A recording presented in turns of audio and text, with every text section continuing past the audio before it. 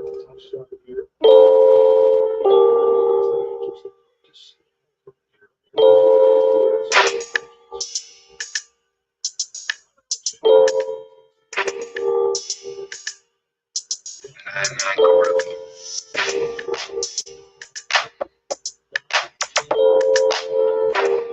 evening, good evening, good evening.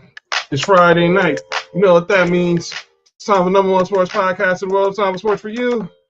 Live on YouTube, I'm John. It's just me and Nick Freeze. Nick Freeze on the way. Mark is on assignment tonight. He'll be back on Tuesday. Sorry for the late start. Life is life today, but we on a late start. We're going to take y'all on a ride, a late night ride on Sports4U.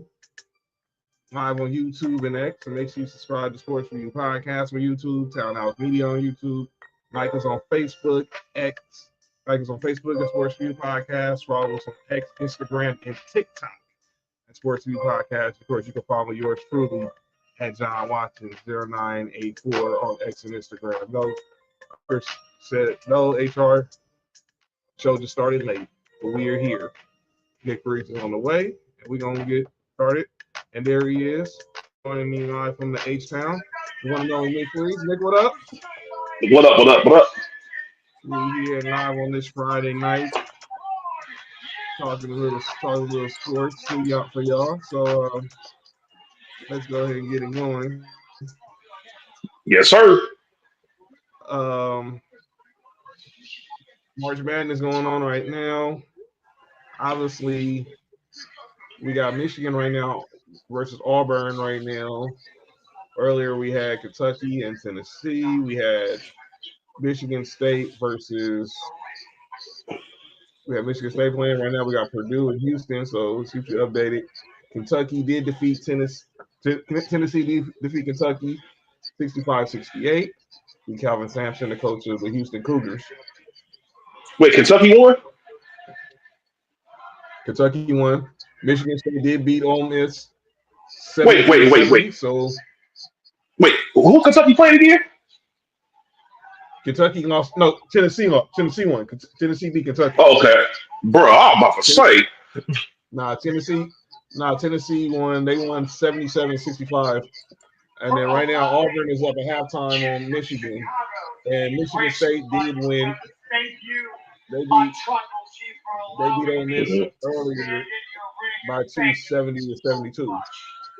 So only two more teams left. To field the last of the. Yeah. Unfortunately, it's stupid ass Dookie. Yeah, them dudes are still alive. Unfortunately, which sucks. Their team is really good, though. Unfortunately. Unfortunately, they are. Let's talk a little about what's going on right now in the world. I'm over here still watching the end of SmackDown right now. Okay. You haven't watched it yet? No, I ain't taking none of it. I've been gone literally since 5 o'clock. So I'll check it out. I'll check it out after the show because I got to work tomorrow. But let's talk about what's going on right now in the world of sports. Obviously, like I said, we talked about March Madness.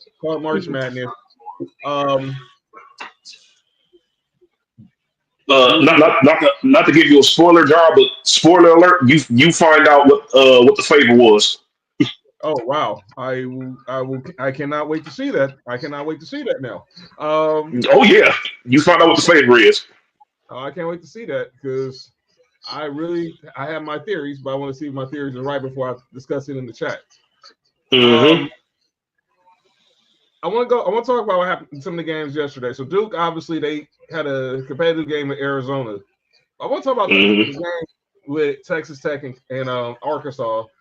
Now, Texas Tech was the higher seed, so it doesn't like an underdog won. I don't know what the bed odds were, but once again, John Calipari comes up short in the tournament. Mm-hmm. He does look. We know he's a great recruiter. He's a good coach. He's in the Hall of Fame. He has that one national title from Kentucky.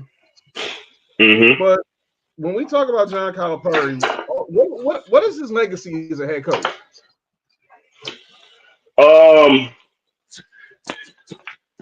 that's I honestly think that his legacy is definitely excuse me. Um, I think his legacy goes beyond. It's a rare occurrence where you know a guy his legacy is based off of the guys, like strictly the guys that he brought to the league.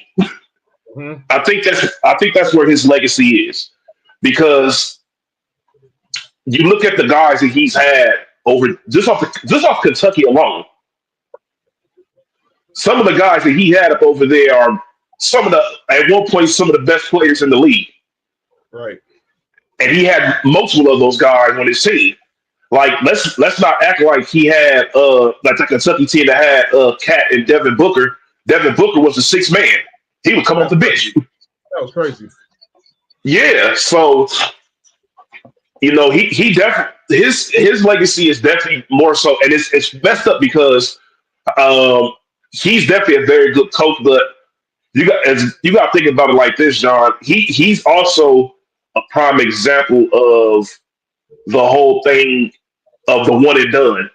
Mm-hmm. Because a lot of times his teams lost to more seasoned teams, like Gotcha. just that just that simple. So I think that the only thing that I think that he did wrong was the fact of he wasn't able to get enough guys who were willing to stay a few years opposed to the big names. Like prime example, like how you guys and Duke do. You get these you guys get these top notch talents, but you also get guys that's going to be there for like about 2 or 3 years to blend in Right. with the new guys that you have. So when it gets time to prime example, look at Duke right now. They got Cooper Flag or whatever, but they got a couple of guys on there that's been there for like about 2 or 3 years already. And so when they get to these type of situations where a prime example, when Cooper Flag didn't play, if that was a team that was full of just freshmen, Right. that team they probably would have lost. I agree. So I think that's where he messed up at in his recruiting. Well, I want to say his recruiting process, his team building process. But but if you want to get a guy to get the big names for you, he's going to get them. And like with ease too. And look, like you think about run down a lot of the names he coached in college: Marcus Camby, Derrick Rose, Mm-hmm. um, Anthony Davis, John Wall, DeMarcus Cousins, Devin Booker, Karl Anthony Towns. Um, Shit, obviously he coached Rondo too. Rondo, Julius Randle, Mm-hmm. De'Aaron Fox, Malik Monk. You ain't running Mm-hmm. down all the guys he's coached, Yeah. and there, and then I think he coached Shea too. who? Yes, He he coached did Shea. go. Yeah, that's what Right. I'm saying. Yeah, Shea went to Kentucky. Yes, he coached. He had SGA. He had SGA when he was at Kentucky. He's coached. Mm-hmm. Some, he's coached some guys, man. But again, Mm-hmm. only one title reign. I think he's only. I think he's coached in the national champ. I think he's won in. I want to say he's 1 and 2 in the national championship. He won the one, and all of them were in Kentucky. Well, he lost to Memphis one when with Derrick Rose. They lost to Mm-hmm. Kansas. That Kansas team with Mario Chalmers. Obviously, they won with Anthony Davis and Michael Kidd Gilchrist and the crew in 2011, 2012, and That then team was tough. and then the team that lost to UConn in 2014 with Julius Randle, the Mm-hmm. Julius Randle. So as great of a recruiter he is, I think he underachieves. I don't know why. I mean, I'm not gonna say he's Doc Rivers, but it's Doc Rivers ish. But because you think about, he gets to there's sometimes like they've had some loaded squads and they're out in the first or second weekend. You're wondering like why. Like I'm shocked how they lost on last night. I was trying to wonder why they didn't call a timeout. I look at that game like DJ Wagner. That's crazy. Calipari coached his dad. Now he's coaching him. I mean, make it make sense. But Crazy how time goes. Dewan Wagner, if y'all don't know the history of Dewan Wagner, y'all go do your homework. But man, he coached his dad in Memphis, and then obviously now he's coaching DJ Wagner at Arkansas, which is insane. But I don't know. I don't know. But I hate to talk about these other guys, but I got to because they're balling right now. That other school in North Carolina, they beat Arizona. Mm-hmm. The question was brought up today on First Take is if Cooper Flag wins a national championship, wins Player of the Year, and everyone's expecting him to be the Player of the Year,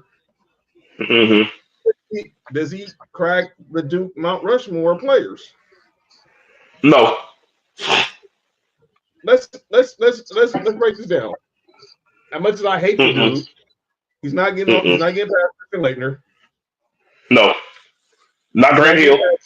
He's not getting past Grant Hill. Not JJ. That was another one. That's where everyone's wondering: take him or JJ. Here's the thing. The reason why I say that is this: even if he does win the championship and does all that, did he have a better season than Duke and Zion did? If he gets Player of the Year, he'll get Player of the Year. But what? Probably.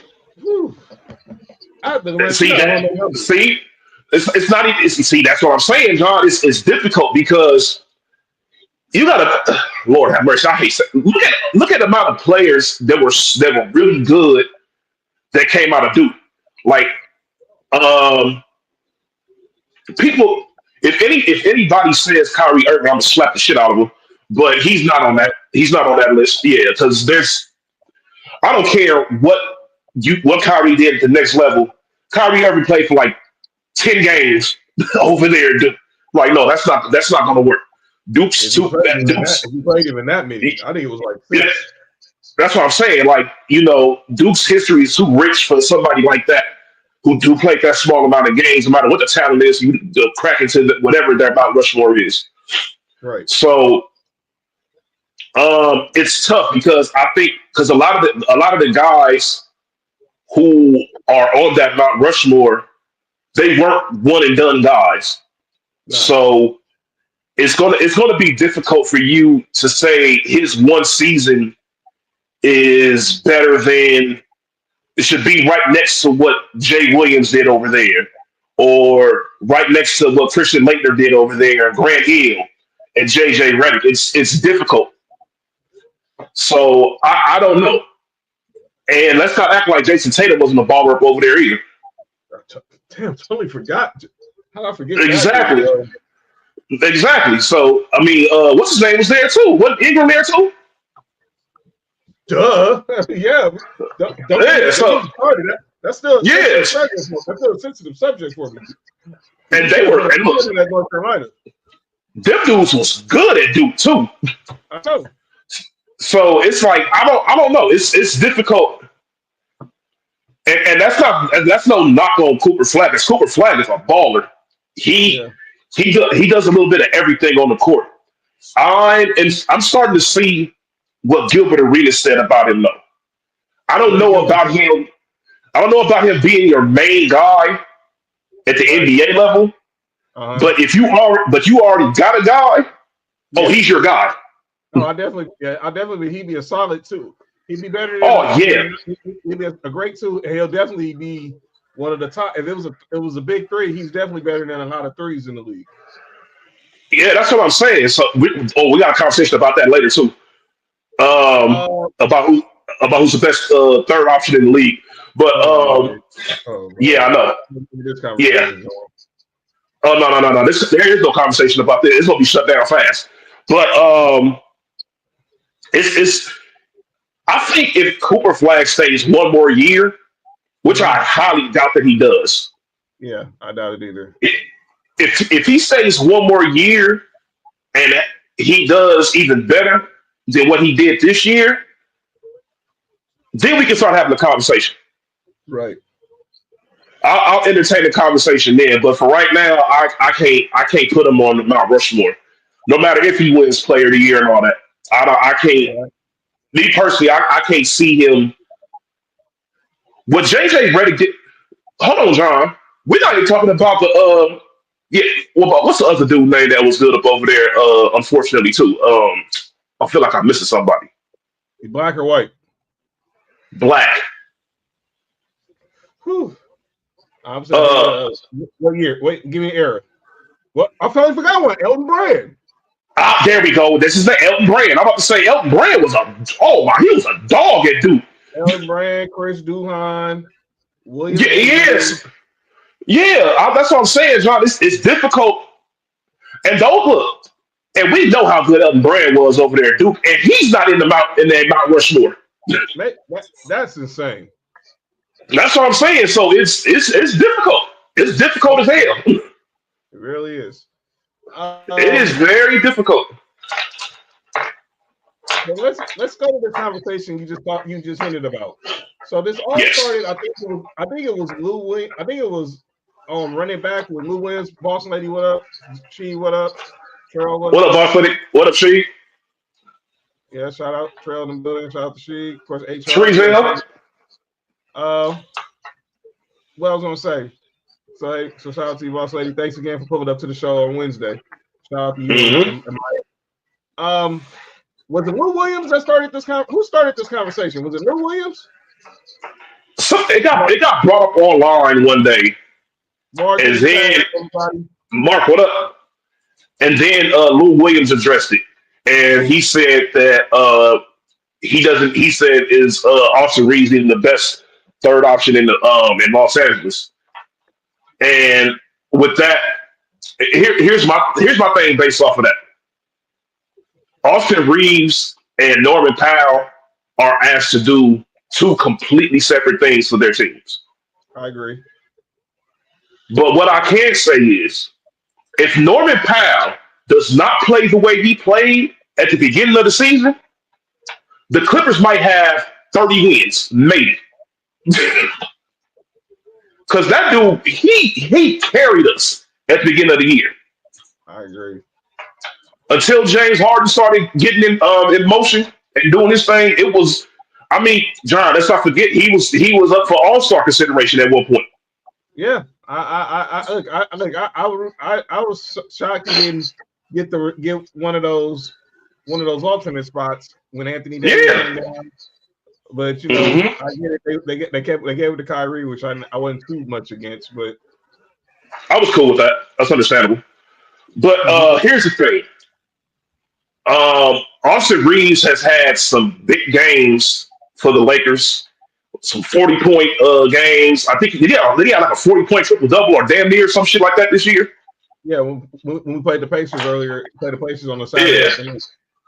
Yeah. So he's had some very big games for the Lakers, and I think that he's adjusted to whatever role that they ask him to play.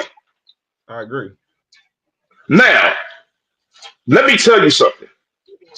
This is where when people say he's the best third option in the league, I say he's not. Let me tell you who has the best third option in the league. The Boston Celtics. Porzingis. Is Porzingis really their third option? I mean, you can argue it's Drew. You can argue it's Drew Holiday. You can make an argument that it's Derek White. They have multiple. Go ahead. Not enter the topic. I saw something where it says that the Celtics might entertain trading Porzingis and Drew Holiday and keeping Derek White. Yeah, I'm not surprised. John, trust me. Let me tell you something. First and foremost, man, Boston. Drew Holiday's on the trade market. My God. Oh yeah. People gonna be because he's a major upgrade, especially if you're a team that's a championship contender. Oh man, he's a plug and play guy. He damn near became he's damn near what Kevin Durant is on offense. That's what he is on defense for championship teams. Thanks a lot, He's a defensive mercenary. Mark said a third option is by committee. I agree with that. Their third option is whoever's balling that night. Pretty much. That's how deep, and that's how deep their team is. Because one night it could be Porzingis, one night it's Drew Holiday, one night it's Derek Wright, or one night maybe you get like Peyton Pritchard. Peyton Pritchard, there we go. Exactly. They had a game where Peyton Pritchard and Derek White had 40. Peyton Pritchard, dude, make sense. Or Al Horford had one of those vintage. Or Al Horford had one of those vintage nights. You just never. John, that's what I'm saying, John. Their team, they have a very deep team, and that's why I said they have the best option, third option, because you don't know who the hell could be the third option that night. You just don't know. And if one of the main guys, if Jason Tatum or Jaylen Brown's not playing, one of those other guys step right on into whatever role they're gonna step into and just play like they are the option. Porzingis had like 32 the other night. I agree. Yeah, I was watching. Go back to the topic you were saying. Mm-hmm. Austin Reeves, and last night, boy, wait till we get to calling out names. Man, man. Man.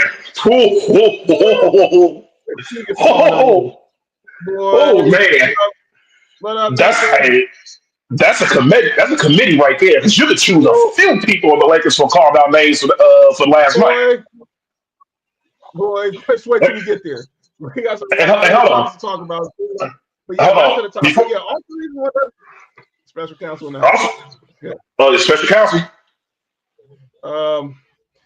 So yeah, we here. But yeah, Austin Reeves, yeah, he's up there. But yeah, I go with Boston. Mark said that's Evan Mobley. Yeah. Hey, I'm gonna be honest with you. I don't think Evan Mobley is their third option. I think their third option is Darius Garland. And Austin Reeves. And here's the thing. I understand having that purple and gold jersey on you. That definitely ups your stock.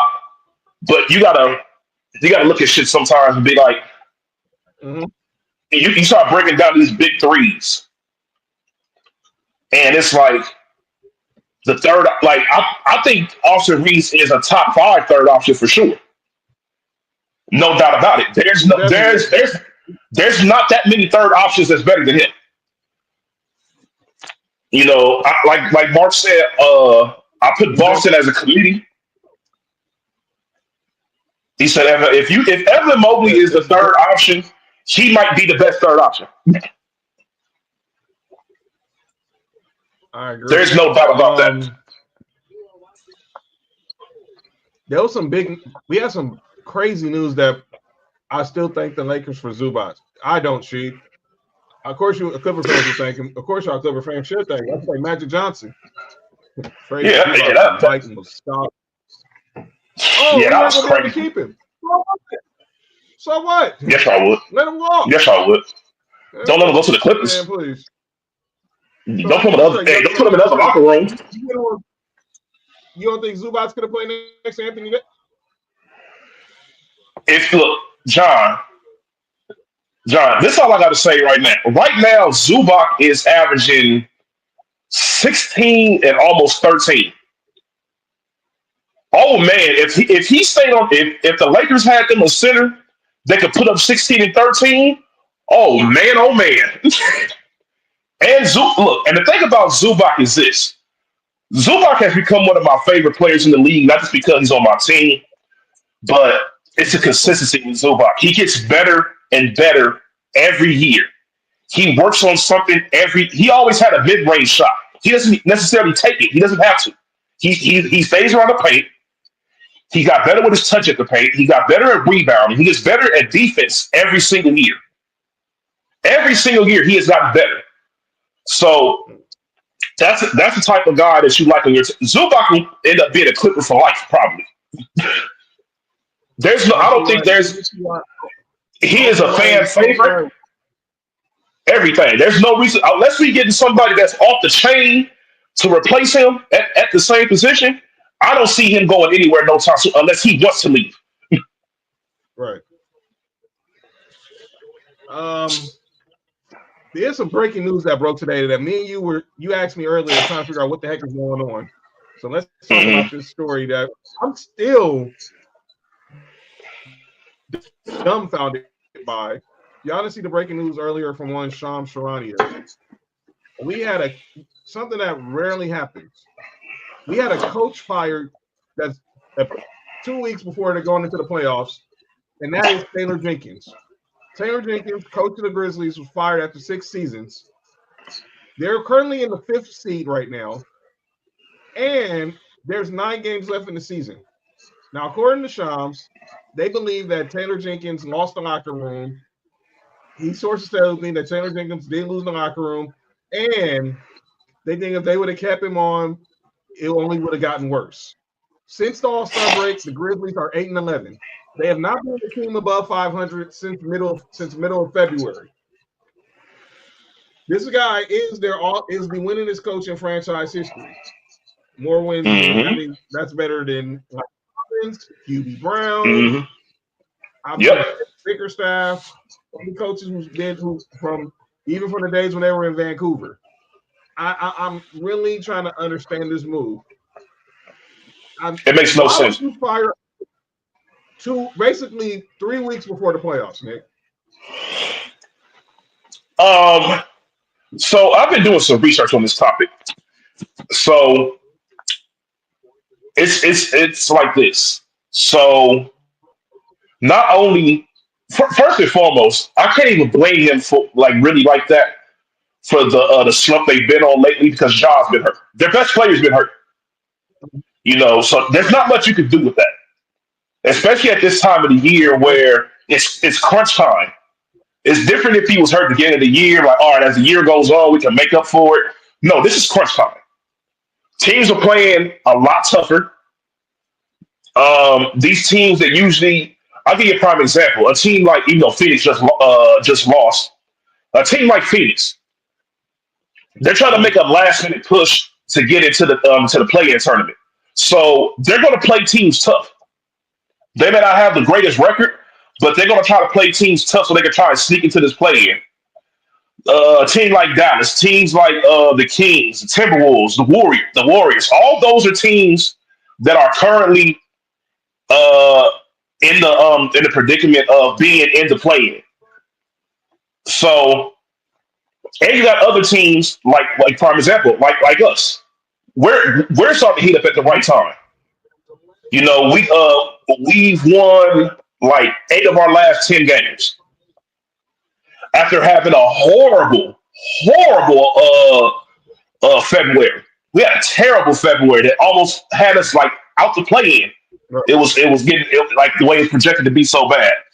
So you got to think about it like this. Why would you do that at this specific time? Especially, the only reason why, a big reason why you're not winning as many games is because Ja is hurt. Still a chance. There's a chance that Ja can be cool by Right. the first round. What they ain't got that. It was like less than 10. It's like 2 weeks after of basketball, less than 10 games, I believe. So I don't get I didn't get it. But as I started doing the research, excuse me, like they said that he lost the locker room, whatever. But we have to think about it like this too, John. Mm-hmm. They got rid of 6 members of the coaching staff last year. One of the guys that was replaced that got added, I mean that was added was the guy who is Yeah. taking over as the interim coach right now. He is the guy that implemented the Right. offense that they're running I right heard now. that today. So that's the reason why they felt as if they make the move, it's not going to be too drastic on their behalf because it's basically like this guy. I forgot his name is, but he's the guy that's basically running the offense already. The players respond better to him because they like the way the flow of the offense is going Mm-hmm. and all this stuff. So I guess they figured let this guy take over and see what's going on. But at the end of the day, as long as John Morant is hurt, they're not going to go far. They're pretty much if there's no John Morant in the first round, they're one and done. I don't give a damn how much Desmond Bain balls out. Jared Jackson. That shit don't matter. They are one and done if they don't have no John Morant. Hell, they might be one and done with John Morant, according to who they play in the first round. So it's just crazy considering that at one point I think they were like number 3, and now they're spiraling down to Mm-hmm. maybe getting into the play. Like I don't think they'll fall to like the play in, but I don't know because right now they're 44-29. The Clippers are 42-31.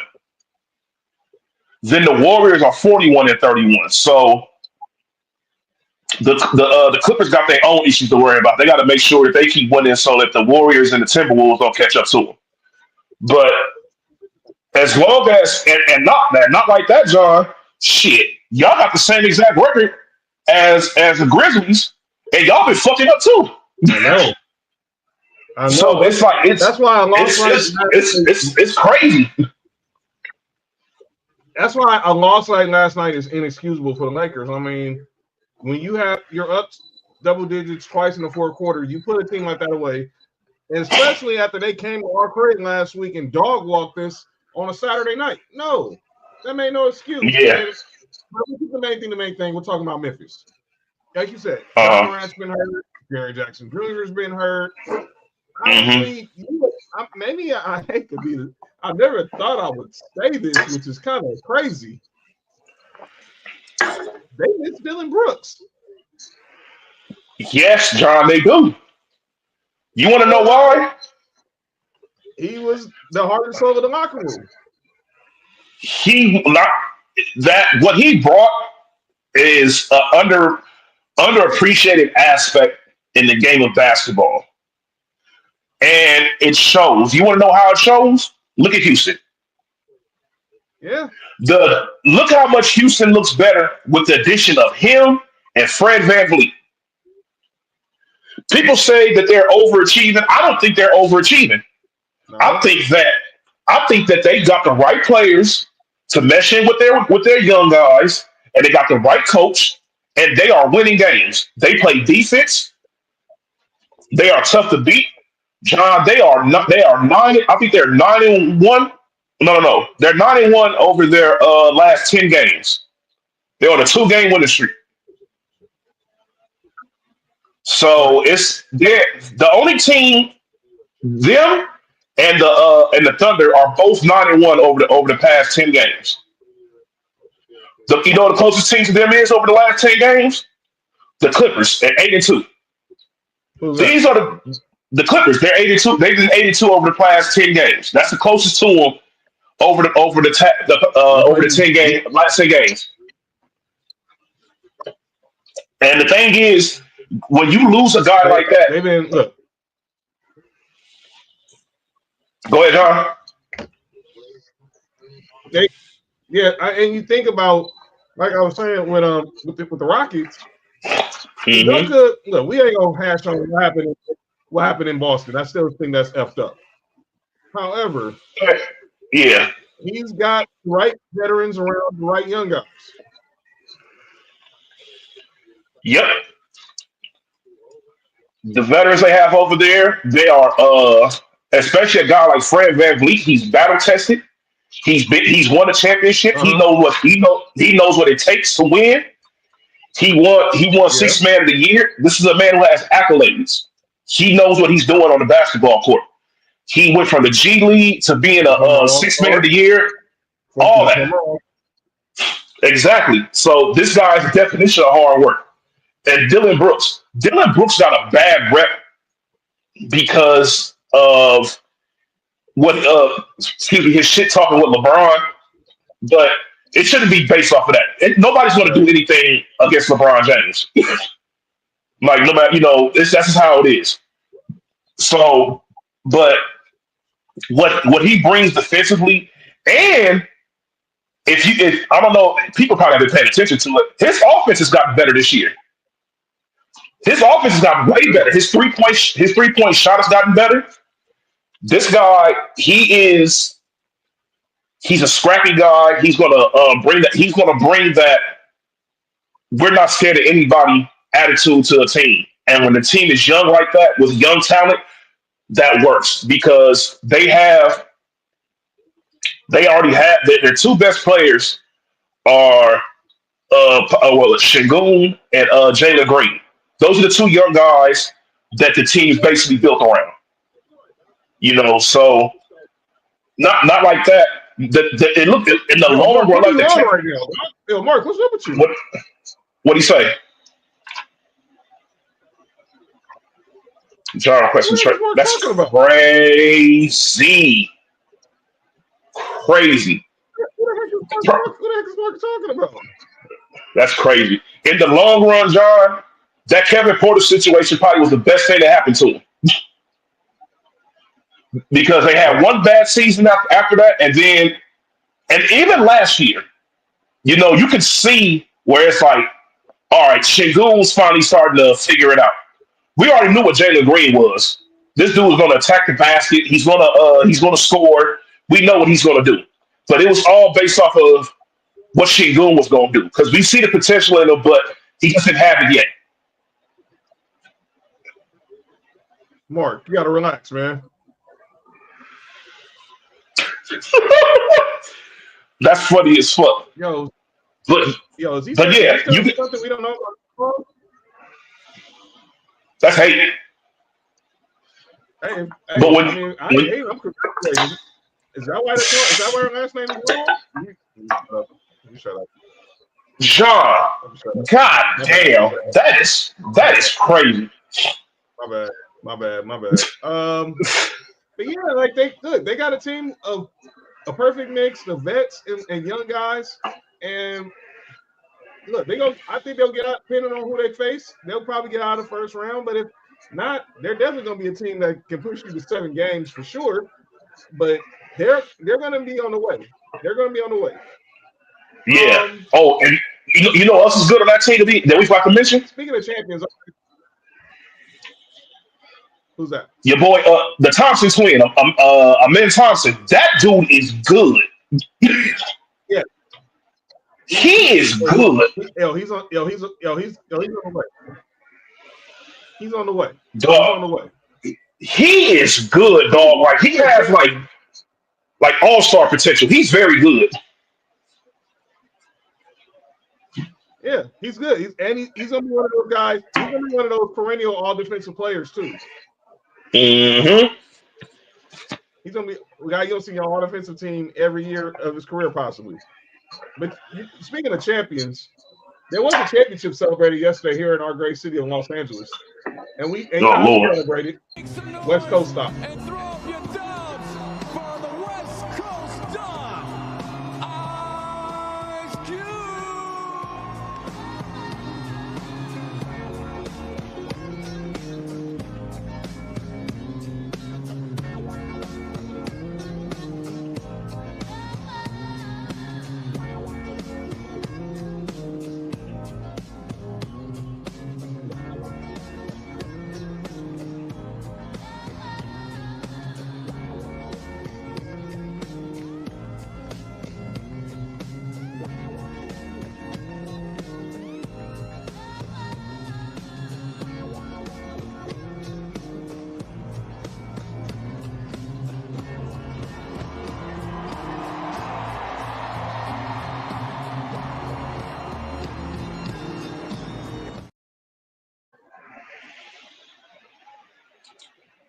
Yeah. Oh man, what a night! And speaking of home run, right on time. I played the Dodgers, and Freddie Freeman just went yard on Jack Flaherty. The irony. One of the pitchers. I fucking knew he was gonna get a damn home run. But don't tell me I fucking knew it. I did, but the card already got fucked up.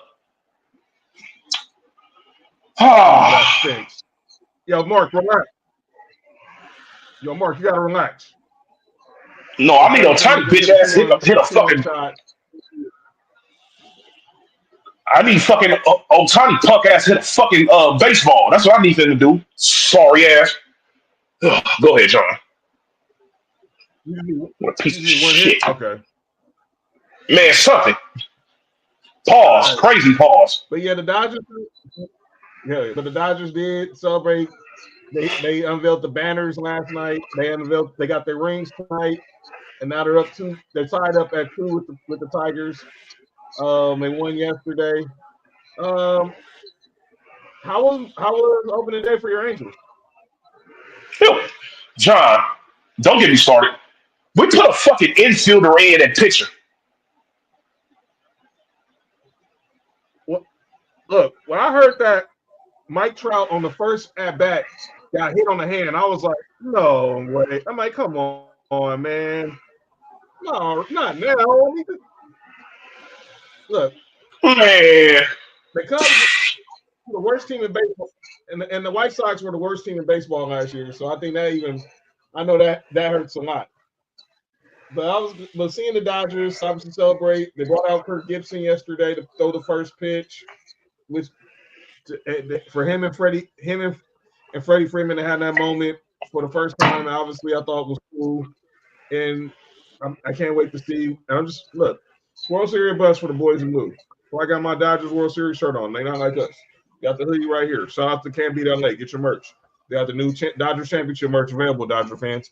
But yeah, opening day was pretty cool. Obviously, good showing by the Dodgers, and obviously other teams played. And obviously, your Angels played against y'all on the South Side this weekend.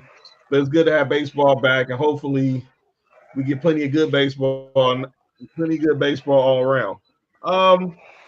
But you know who's also good at playing at sports? Hmm. That is one LeBron Raymond James. And let me Yep. just be clear. We're not doing the LeBron Stephen A stuff. I'm kind of like drained over that. But I do recommend people, if you didn't watch the interview with Pat McAfee, go back and watch because he did drop a lot of jewels on there. One in particular we want to talk about because we seem to have this debate about, I think people not really understanding how great big men were in the 70s. So LeBron said this about Giannis, what he think Giannis would do if he was playing in the 70s. You trying to tell me Giannis wouldn't be able to play an NBA game in the 70s? Hincha, he wouldn't be able to do it. Giannis, neither would you. Neither would you. Giannis Antetokounmpo would have 250 points in a game in the 70s. 250. Yeah. Okay. I think LeBron was being a little hyperbolic, talking about Of course. 100. John, we all know. We all know. There's no way. We already know that. There's no way nobody's gonna drop 250 points in the game. We already know that. That's why I like when people start like, dog, like it's no different than us joking and be like, oh, and this all is about who can play next era. It's a long-standing debate. Mm-hmm.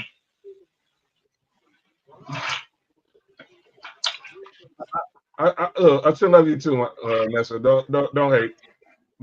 What? What's with the eye roll? You done got off. Okay, you're not on. Hey, dog. Eye roll, Nessa. What's with the hate? You can't talk to the special counsel like that, dog. What you think? Yeah. But still, let's focus on the task at hand. Mm-hmm. I know he wasn't serious. We know what he was doing, Mark. We know. Yo, he was being younger in cheek.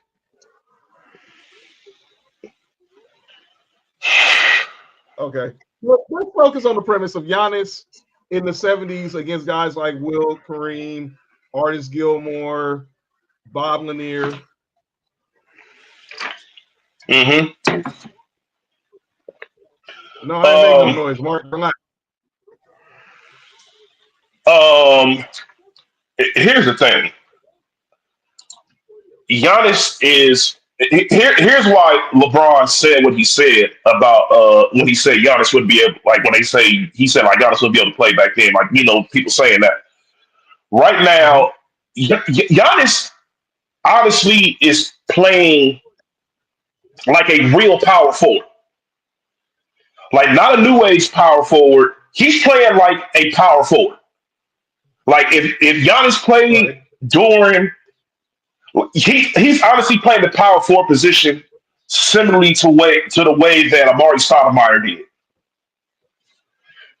Where it's a guy, he's just going to the rack, he's gonna get your boards, and that's how it is. Except that this motherfucker averaging around 6 assists per game, on top of averaging 12 rebounds and 30 points. So to say that Giannis wouldn't be able to play during the 70s and all that is ridiculous, especially considering Giannis is about 6'11", 245. What was the dude named Bob? What was that? Lanier. Bob Lanier. Rest in peace. Yeah, Bob Lanier. Yeah, rest in peace. But I'm not saying nothing against him, but I think Gilmore. let me see. Bob Lanier he was how tall? He was 6'10", and about he was basically like Giannis size. He was 6'10", like 250. I don't know. Yeah. Bob Lanier was a dude. Bob Lanier was one of them dudes, man. Yeah, like that's what I'm saying. I Like just know Bob Lanier's older. he's a similar build and everything. So it's like I don't I just understand. know Bob Lanier from when he was older because he was the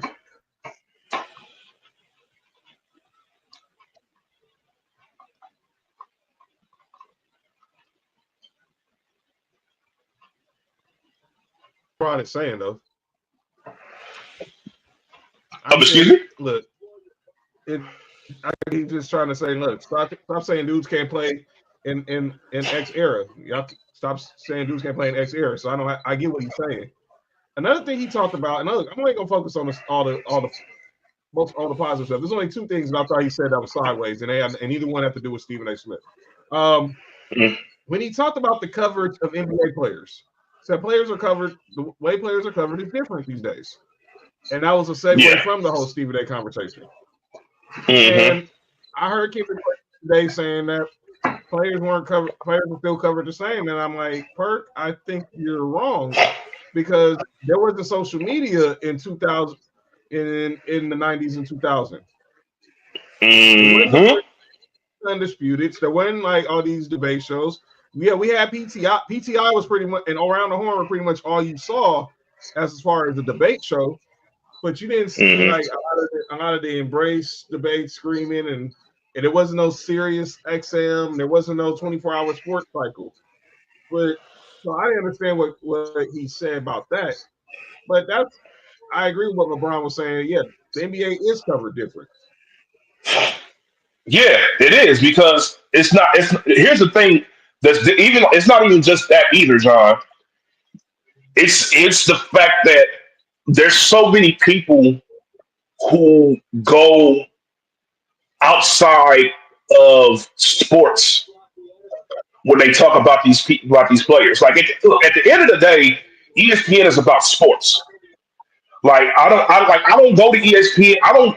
And I hate to say this because a lot of the people from the other side say this a lot, but it's true. I don't go on fucking sports, try to go to a sports channel and try to hear somebody discuss politics.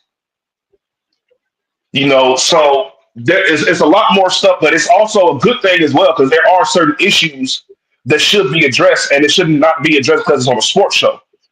But there's too much of a mixture of politics and sports nowadays compared to back then. It was more so just sports, and there was a lot less people that were going based off of their feelings than them being an actual journalist or a broadcaster. Because at the end of the day, a broadcaster's job and a journalist's job is to go ahead and report whatever they're reporting unbiasedly. And there is extreme bias on every side when it comes to sports. Even the guys that support guys, the guys who don't support them, it's just ridiculous. And they weren't always trying to, for some, and it goes into what Chad and Fry said. Back in the day, you'd be like, okay, prime example, they always bring up, oh, people used to say this, like Jordan wouldn't beat Magic and stuff like that. All right, cool. But once he got to a certain stage, all that shit stopped.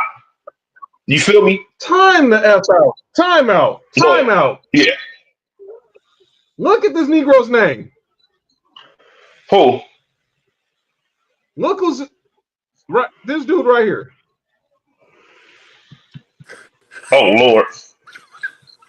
I can't see his name. What his name? What his name say? How about we put that on air, dog? Wait. What the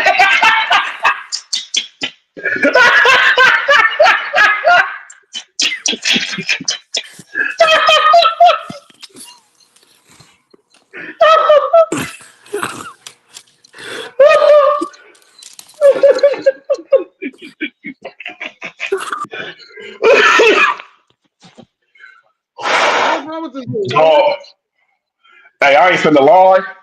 That was funny. That was absolutely funny. Yo, this nigga is crazy. But like, of course, players they gonna be like, okay. Prime example, they were like, Jordan wasn't Clyde Drexler. Oh, he never beat Magic and stuff like that. And they brought up legit reasons as to why. But after a while, the narrative got thrown out the window. Like after one championship, the narrative got thrown out the window. It wasn't like, oh, he had to win multiple ones to be on Magic's level. No, he just won his one, and now that shit is thrown out the window. Let's not act like and the goalposts get moved around so much depending on who you're talking about. It's just crazy. The media coverage definitely the social media aspect is a big factor as to why a lot of this stuff happens. For sure. This nigga is a menace to society. He really is. He really is. This nigga is crazy. But what are you doing, dog? What's up, this nigga, that name was crazy. How y'all feeling, man? Y'all all right? Nigga, are you all right? I don't know which one what. I mean, both of them are bad, but the first one was just. That first one was out of pocket. That first one was out of pocket. And that was diabolical. What's wrong with you, bro? Hey, that was hate. I couldn't get on the show with my name like that, man. Dog. No, thank God. I don't want no one should be able to see. No one should be able to see that, dog. That was crazy. But yeah, Mark, what it do, fam? What's up with it? Same old shit, different toilet. But nah, let me tell you something. The real dynamic and oh man, Skip Bayless is into this category of the unintentional ruin. Like he ruined it, but he unintentionally ruined it because who would have knew that his style of reporting would become so popular? And it's like, because the thing is, when it first came around, it was something new. You know, there's been what they call them motherfuckers. They're called like what they call jock something. Shock jocks. Shock jocks. There we go. There we go. Yeah, so we've been having that for forever. That's been going on, but it was never to the point of like how Skip Bayless did it. You know, he was say what you could dislike Skip Bayless all you want to, but dog is an innovator, and for a long time, whatever he became a part of did become gold. But eventually, people saw through the bullshit, just like like Hulk Hogan. Whatever Hulk Hogan did for the longest term to go when it came to wrestling, but eventually people saw through the bullshit. They started saying niggas. It was going on before that. That was just the easier way to not like him. It was going on way before that. But the Skip Bayless way of reporting. Oh, it's never mind. The daughter had no problem with it, but let me look. Go ahead. So let me look in the comments. Let me see if the special counsel here. Oh yeah, she here. She is. Okay. She is. She seems to be a Twitter. But get out of here with that Yankees crap, though. Yeah, fuck out of here. But yeah, like the whole thing of like Skip Bayless was the first person to make a career off of LeBron James. Yeah. The first person. His career based off of hyping up Jordan and putting down LeBron. Skip Bayless is the person that I think is the reason why the Jordan and LeBron debate is the way it is. Because it was never like I mean, the debate was bad when it came to Kobe and Jordan, but it was never to this extent. You know, so I think he was a person that really doubled down on everything when it came to that. And when you're in the media, regardless, people be like, "Oh, people can think their own way." You can say that as much as you want to, but when shit is getting like force fed that way, it eventually leaves a mark somewhere. Because there's going to be people that try to counter it. Because the thing is, the crazy thing about Stephen A. Smith is that throughout all this, you used to be the one defending LeBron. There is facts being told. You made a career. Your career started off well, I wouldn't say it started off, but a big push in your career was you defending LeBron against Skip Bayless. And so when like it's crazy, like that aspect and that way. And the thing is, the thing I don't like about that type of journalism too is the fact that it's entertaining, but shit like that, it pushes aside people who don't do that, who are more informal. Like that's the reason why. A prime example is this. Have y'all seen Danny Green and John Wall break down games? Yep. They're good. John Wall. Oh, they're more than they're both now. They're more than good. They're both now. Those guys. For a minute. Well, we know Danny Green been doing it, but they're more than good. They're way more than good. They break the game down in a way that it should be broken down. The same way, I'll give you a prime example. The way football announcers break down football is the way that they break down basketball. They break it down to a way that a person who may not know the sport all the way or understand some of the terminology, they can break it down so a person can kind of somewhat understand. And they give fair analysis and they give credit to people who are outside of the stars. Yep. Instead of guys like Shaq who talking about teams you don't even fucking watch. Yeah. Mark. Why is your screen black, dog? Oh, my bad. Hold on. Wait, Mark up there, boy. Hey, yo, Nick, watch yourself. My fault, fam. My bad. I was trying to join in the comments. Man. Like, there's only two things that if I had to say about LeBron on the interview, I had to be like, timeout, dog. Okay. One was I didn't get the stray at Windhorse. I didn't get the stray at Windhorse because he's never said that he was your best friend. And everyone says that, but everyone called him the LeBron whisperer. But if you go listen to what Windhorse said this morning on ESPN Cleveland, it pretty much described where pretty much described his relationship was basically. Let me find the clip I'll play it for you.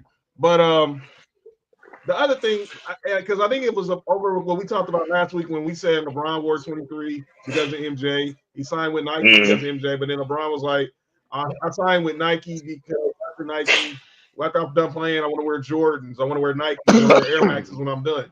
And Nike gave me that $90 million contract that got my mama out the hood. Dog, you signed with Adidas the day, like 3 days before. Your mama was getting out the hood regardless. Don't say that. Just say you went to wear Nikes after you retired, which most of us would not have argued. None of us would have been like, dude, you're right. Outside of that, it's a dope interview. I recommend going. Got an hour, 15 minutes. That nigga mom, Go watch it. That nigga mom was out the hood while he was still in 12th grade. Bruh. Exactly, man. You had a Hummer before. You had a Hummer in 12th grade. You was getting moms out the hood regardless, bro. Don't want to hear that crap. But yeah, outside of They that, just offered him more money. That's all it was. That's really all it was. They offered him more money. I think Adidas offered him 80 and he got 90 for Nike. I think it was more than just money, but yeah.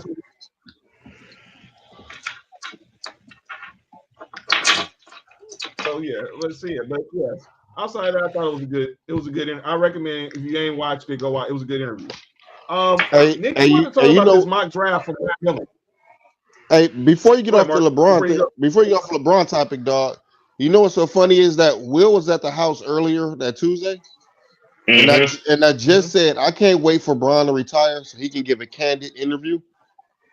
And just that night they announced that shit. Yeah, because they had said it. He had brought it up that Monday. McAfee had brought it up. He said that LeBron's going to be here sometime this week for an interview. He just never said when. It was Tuesday. I knew it was going to be Tuesday because we played the Pacers on Wednesday. So I'm assuming he got it because obviously we played Orlando Monday, flew into Indianapolis Tuesday. He probably did an interview sometime Tuesday afternoon, Tuesday evening or whatever. And then obviously it was the first hour, 15 minutes of the show. So I say this, if you got an hour and 15 minutes to spare, go watch this interview with Pat McAfee. It was dope. It was dope. It was dope. To me, it was dope. All right. It was dope. But I also want to talk. But Nick, you wanted to talk about this mock draft from Matt Miller that I put in the group chat. Matt Miller from ESPN has his 7th round mock draft. Damn, this nigga just hit a home run. Who? Who you think gave up a home run? Are you watching Braves Podcast? Hey.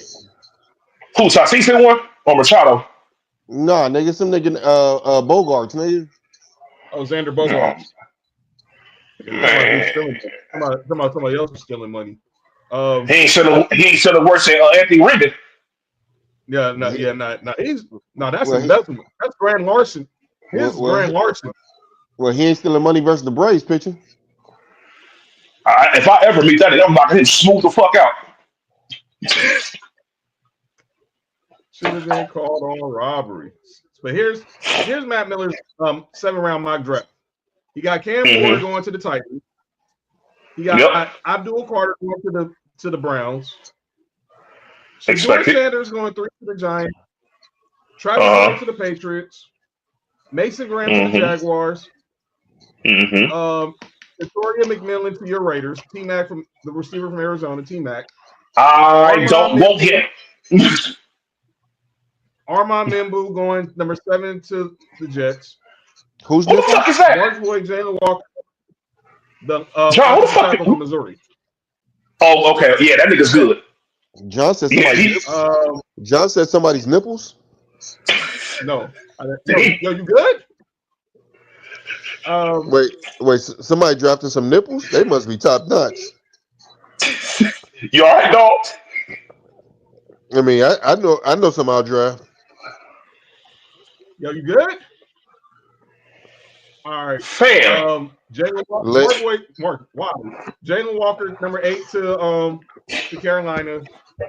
Ja'Day Barry, lay your head on my pillow. Leave. So now you're seeing something. Rest in peace, man. All right, my bad, John. Go ahead. And then Ashton Jeanty going 10 to the Bears. Oh boy, that would be great for the Bears. Hey, man, no more excuses for Caleb. He got us taking Luther Burden from Missouri, the wide receiver. There's a lot of red flags with him. They're not bad. It's red flags will come up all the time. They all bloods. And then And then yo, you good? I'm all right. I'm listening. Mark, they have y'all taking Trey Amos, the quarterback from Ole Miss. The cookies? By the way, I saw a mock draft that had Jackson Dart. Is this it? Is this the one? Yeah, this draft, he has Jackson Dart going 26 to the Rams.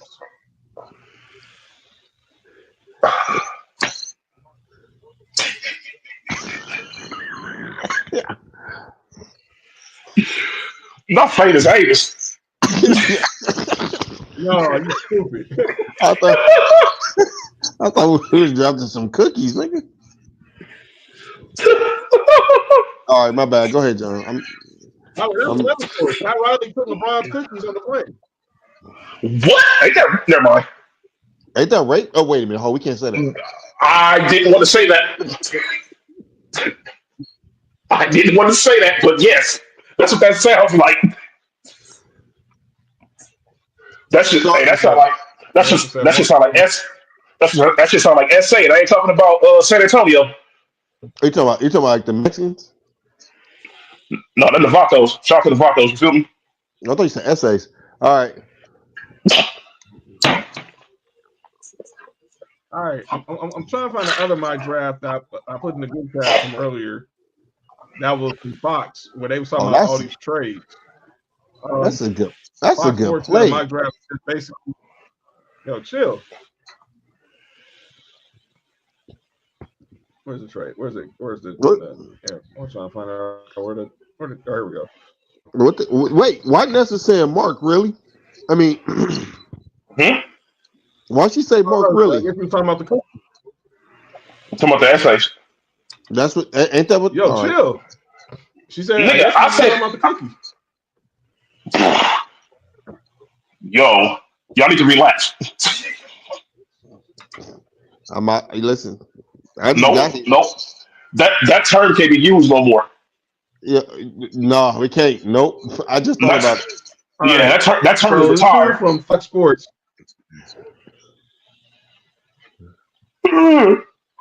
Look at us. What term is retired? Cookies. All right. So, is Vacino from Fox Sports has a mock draft, all trade edition. Every team deals away its first pick. Some dude from Fox Sports has a mock draft where every team in the first round trades their first pick. Oh, that's what type of goofy shit he on? Go ahead. I nigga playing Madden. So he has the Titans trading the number one pick to the Raiders, and y'all taking Cam Ward. No. I'm cool. He has the Browns trading, moving up to 2 and trading with the Browns, and them taking Shador.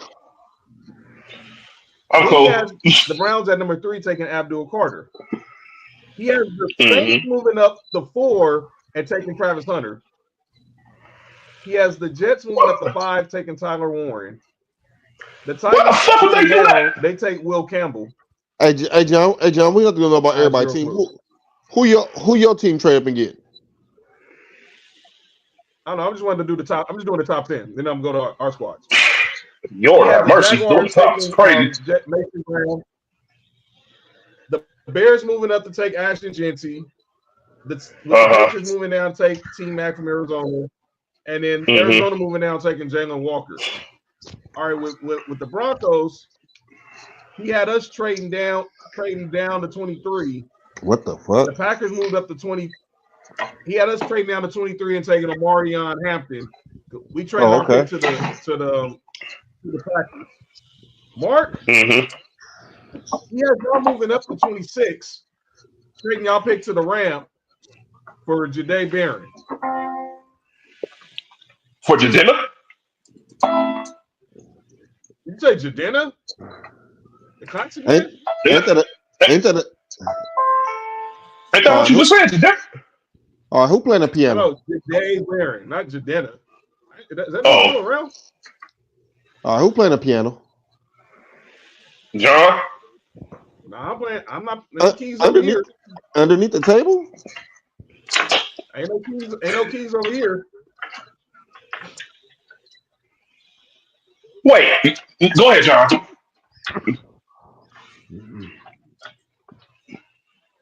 But that's in my draft. Nick, what would you do? What if the Raiders did trade up the move up to go get Cam Ward? No, I ain't gonna lie to you, John. I'd be pissed the fuck off if we trade. Because the thing is, I'm not mad at us drafting Cam Ward. It's the fact of like what you have to give up to get the number one overall pick is going to be crazy. Yep. Because it's guaranteed at the very least. At the very least, you're giving up at least 2 first-round picks, and at least maybe two seconds or something around that range. Hey, look, with the player involved, because the number one overall pick is crazy. Because at the end of the day, you get the first pick of the pool. That's what you're paying for. So I'm not cool with the capital we have to give up to move up that high. That's what I'm not cool with. I'm not all the way sold on Cam Ward anyways, but you know, I'm just like, nah, the draft capital you have to give up, or even the capital in general to give up to move up to a number one overall pick is like crazy. When was the last time a number one overall pick was traded? The Bears. The Bears when they traded up for Bryce when they traded. When they traded up for when the Panthers traded up for Bryce Young. And look what they gave up to get him. Wait! Time out! That technically doesn't count. Does that count? Because was that trade done during the season? Say it again. Was that trade done during the season or during the off season? It was like a month before the draft. Okay, that's right. I'm about to say if it happened during the season, then that shit don't count. Nah, we gave up a damn homer. No, we didn't. I'm just gonna say we got the bases unloaded though. Wait, that doesn't count either, John, because that number one overall pick was the all right. So no, you're right. Because they traded number one overall. They basically swapped number one overall picks. Right, basically, the Bears got the number one pick, and then Carolina moved up to Bryce Young. And they ended up being the number. Got their first round pick last year, and I ended up being Caleb. So they both played the same.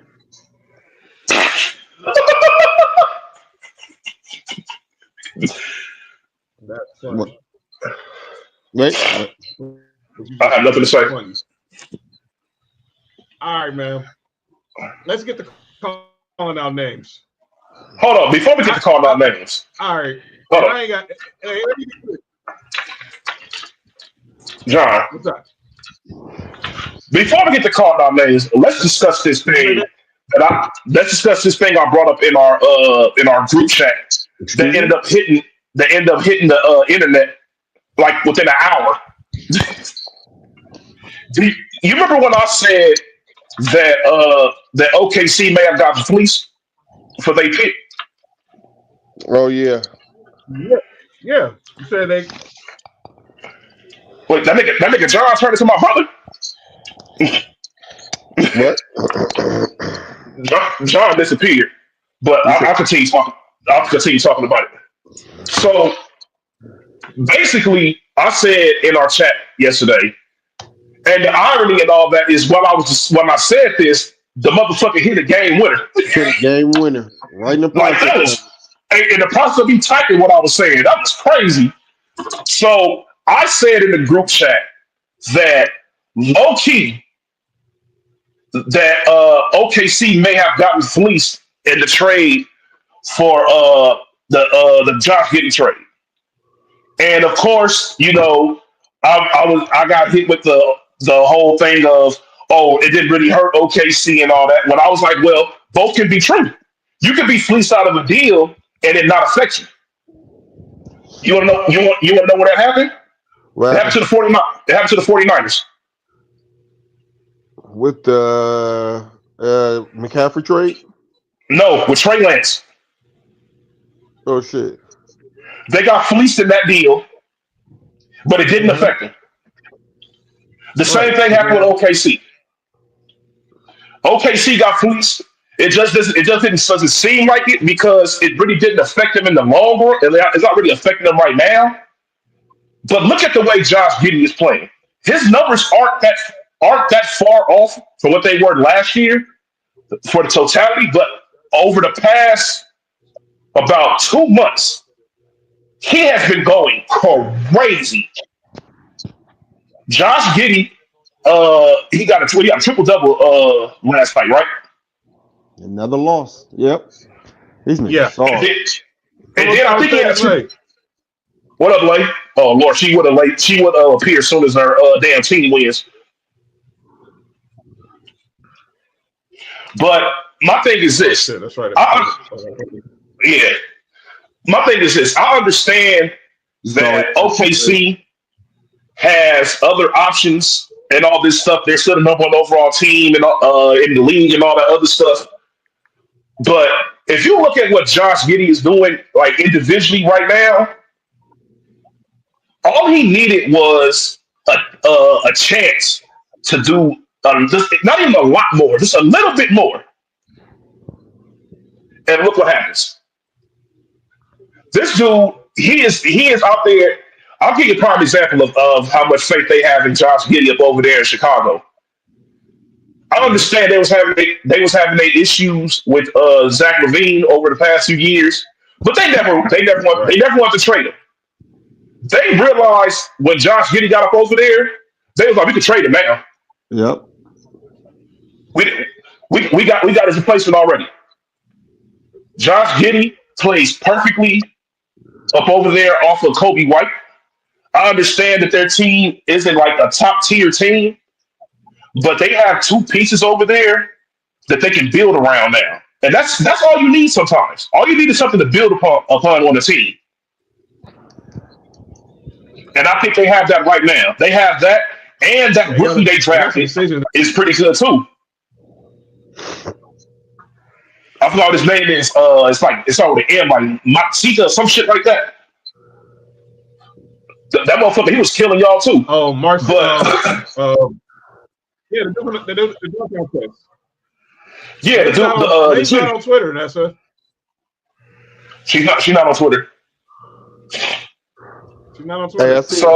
I seen a meme where it said Kobe White and Josh Giddey against the Lakers is Jordan and Pippen.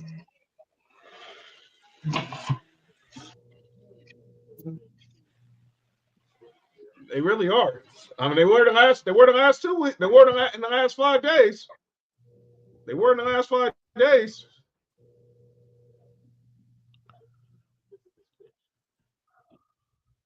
Because obviously they owned us. They owned us on Saturday by 31, and then last night we just did our best choke job impersonation. She said she's banned from Twitter. How think you get banned from Twitter? You out of all people, they should be invited with Twitter with open arms. I'm just saying. Nah, man, but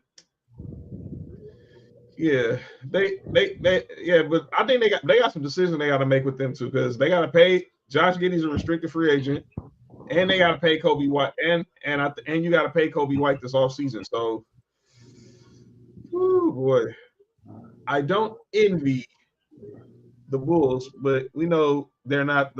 We know they're. We know they're the most. They're not the most. Organization is going to spend money. Nope. Hey, I need to go. I need to go outside right quick. Give my sister some stuff. Huh?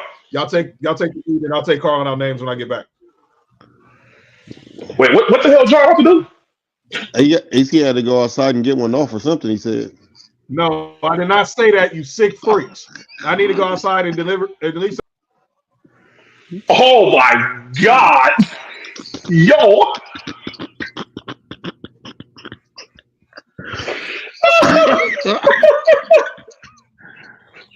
that was No, crazy. no, but look, you gotta think about it like this. Think about this is why I said the fleece happened. The fleece happened because of look at the caliber of player they got and what they gave up to get him. Yeah. You know, so that's the reason why I say that. That's why I was like, both can be true. They can get fleeced and the shit don't affect them at all at the same time, which is very popular, which is very true. Yeah. Because Caruso doesn't. I don't think he really gets like big minutes over there because their team is a deep team as well, and they have a lot of defenders on their team. And I'm gonna be honest with you, I think that they probably pulled the trigger a little bit too early. Because think about it like this: imagine if they would have just converted Giddey to be like the sixth man. Now, if he comes like you like, all right, look, this is what we got over here as our starters. You go into the game and basically do whatever you want, type of thing. Like you go over there because the thing is, Giddey's a player that gets the rebounds, gets the assists, he scores, all that stuff. Go in there and do that. Keep the offense going while these guys sit down. Run a second unit. Exactly. You're a guy that's going to be in the game during the fourth quarter, all that stuff. So, and that could have made their team even more dangerous than what they are right now. That's true. But in the long, I'm pretty sure they're not tripping off of not having Josh Giddey because obviously they 61 games and all that other stuff. Whatever they one of the best defensive teams in the league, best record in the league.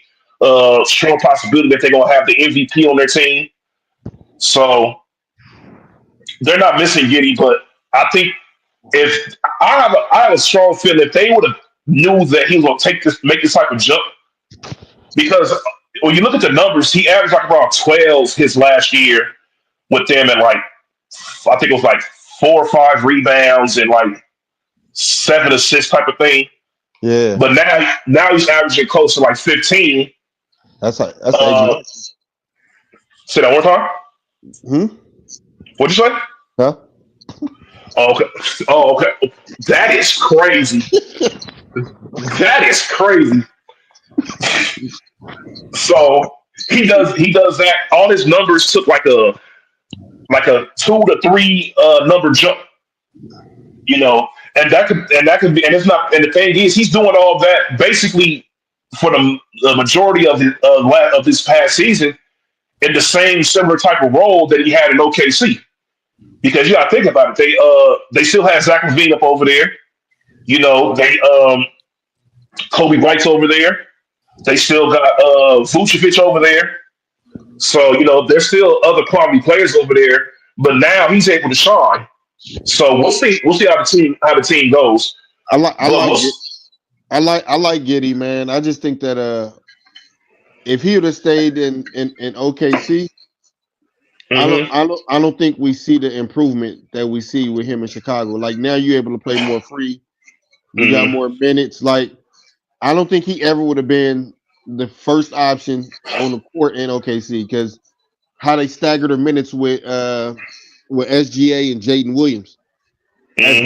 One of them is on the floor at all times, dog. So I still think that there's gonna be a lot of times where he's just gonna be standing there waiting to get a shot. And in Chicago, I don't see Kobe White as a point guard. He's just a point guard height. So by default, he's their point guard. You know what I'm saying? So he has like he gets a chance to run a show and take over from there. So I'm glad he got his shot. I'm glad he got a shot. Hey, Moms. What up, Moms? What type of shirt you got on? Uh-oh. What's your suit? Hey, Moms. I was on daddy duty earlier, so I know. So how did it go? It went great. I made it home from all them teenagers, so I'm okay. Oh yeah. Oh, it's over with. Yeah. It's that. Yeah. What time was it? Oh, it's middle school. Was over. Yeah, it was over at 8. So you got on the dance floor with her? as much as she wanted to, they wasn't playing a lot of the songs she liked. So Okay. All and then right. I told her whenever you ready to leave this joint, we can leave and go get some food. And so we did that. Okay. How's it going, Nick? How that How's it going, weather? Mom? Is It was it a raining? it was a thunderstorm earlier. Oh my goodness. You know you don't supposed to be on no, you're supposed to sit still while the Lord do his work. And don't be on no phone or nothing. Okay. You know what I did? I went to sleep. You did the right Hell yeah. thing. You did the right thing. I went right to sleep. Okay. All right. Good seeing y'all. All Good right, seeing you Mom. too, Mom. Y'all go back to your podcast. Love you, Thank Mom. you. Love you too. Right when I leave, Mookie Betts hits a home run, and now the Dodgers are up 3-2. All right, let's get to calling out names. And I only got one team on calling out names. And if you know, you know. 12 seconds left. Bulls have to hurry. Get it into Vucevic. Quick pass to Williams. Big shot for three. Good. 2-point game. 9.8 left. Oh, who's scored? Diddy! The steal! Right for the lead! Yeah! Big time players make big time plays. Kobe, wait. LeBron got the tip in last night to beat the Pacers. Doncic took the final shot before that. Here's Reeves. Reeves straight to the cup. Lays it in to take the lead. Bulls are out of timeouts. 2 seconds left. Giddy for the win. Go! Oh my God! I cannot believe this. Elizabeth. That was the exact moment I sent the message out when that shot happened. Oh man. Y'all go first. I'm gonna need a solo shot for this. Hey John, the clip you played, LeBron should be on call their names because that was some bullshit on back-to-back plays. But if you want to go back maybe 8-9 minutes earlier, when I said the Lakers don't know how to keep a lead, that falls on everybody in purple and gold. But just that last what you just played right now is LeBron was on some bullshit on both that defensive play and on that inbound pass. That was some bullshit. I want Nick to log back in first before I get, because I have a lot to say about just that whole fourth quarter. Go ahead, Nick. All right, so I have a couple of things to say about just that sequence right there. First and foremost, before I talk about that sequence, the Lakers should have never been in that predicament in the first place. That's a fact. You know, people, the LeBron haters online are so ridiculous. They're blaming LeBron has a blame for this too, though. I'm not saying LeBron don't have no blame in this at all, because that inbound pass is crazy. And that inbound was atrocious. Now, here's where I say the things start getting crazy. So, first and foremost, this is what I've heard. People were like, oh, on that shot that Kobe White made, they was like, oh, LeBron, that was LeBron's man. Why he sag off? First and foremost, so you want LeBron to move away from the guy that's cutting to the basket to go defend the 3-point line. All right, cool, no problem. There's nobody else there. He's running right at LeBron, but LeBron's gonna let him go up over there and go try to defend the 3-point guy because he's wide open. All right, cool. Y'all don't know. That's an idiotic statement for somebody who supposedly knows basketball. Second of all, what the hell was Luka doing on that play? Being a bullfighter. Luka. No, fuck all that. John, I understand. Austin Reeves made the shot. Luka was sitting right there at the logo. Why are you backpedaling when there's nobody behind you? There is nobody behind you. If you look at what's going on, the Lakers were 4-on-5 in that situation. LeBron was guarding somebody else. And then he had to leave that person because if you look at it, I understand it was a miracle shot, but it was pretty much uncontested. LeBron literally didn't get there until he was already in the air. My thing is this, dog. Like this fall, this is a thing that Luka has been criticized about is the defensive effort his entire career.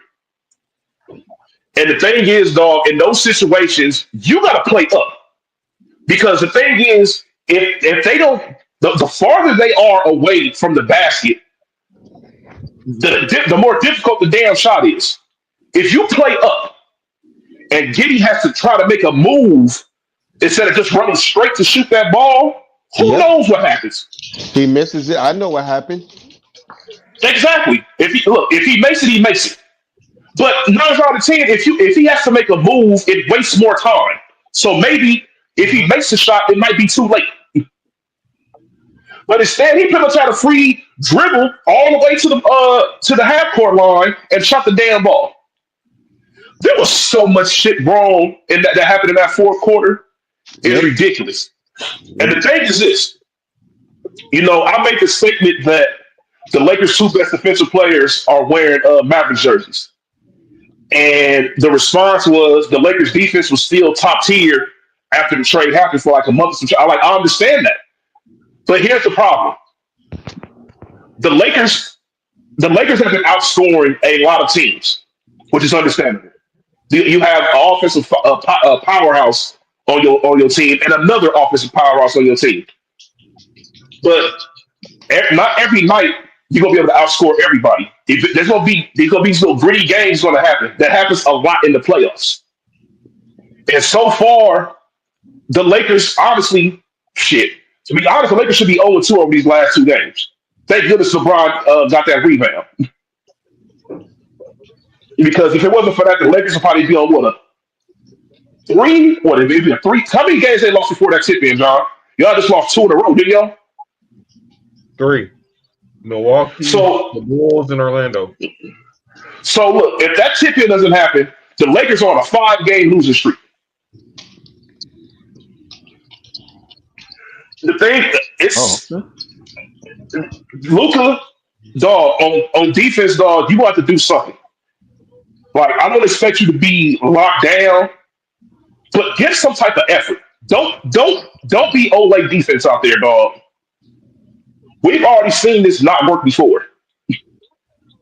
Olay defense don't get you nowhere. Ask James Harden. All right, before I go scorch earth right quick, I got to shout out Tommy. He just gunned down a dude from right field who tried to round third base.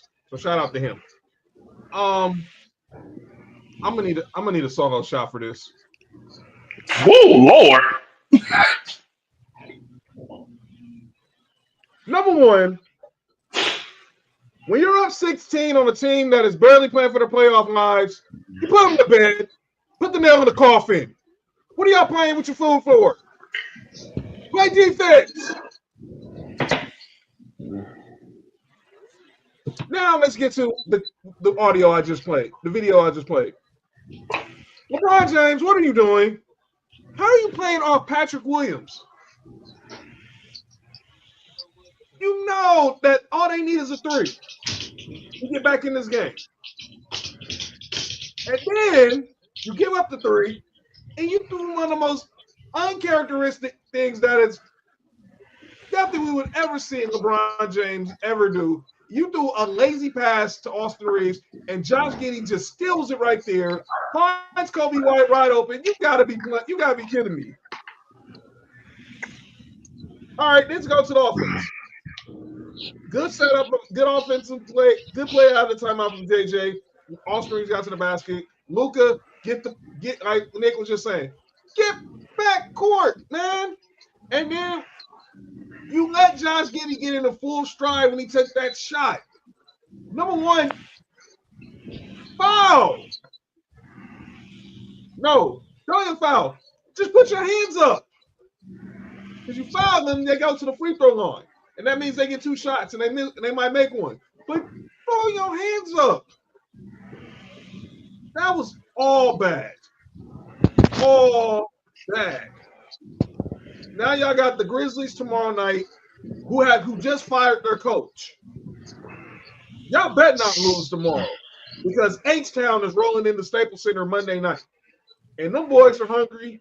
The Warriors are hungry because we got them Thursday. And then we got a tough stretch on the road with 2 games with OKC and Lucas return to Dallas. Stop playing and get your minds right.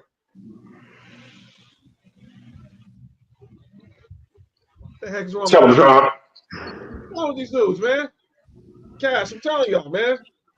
I don't know if this Cash JT on the coaching class channel, but please, I'm telling them, get out of here with that.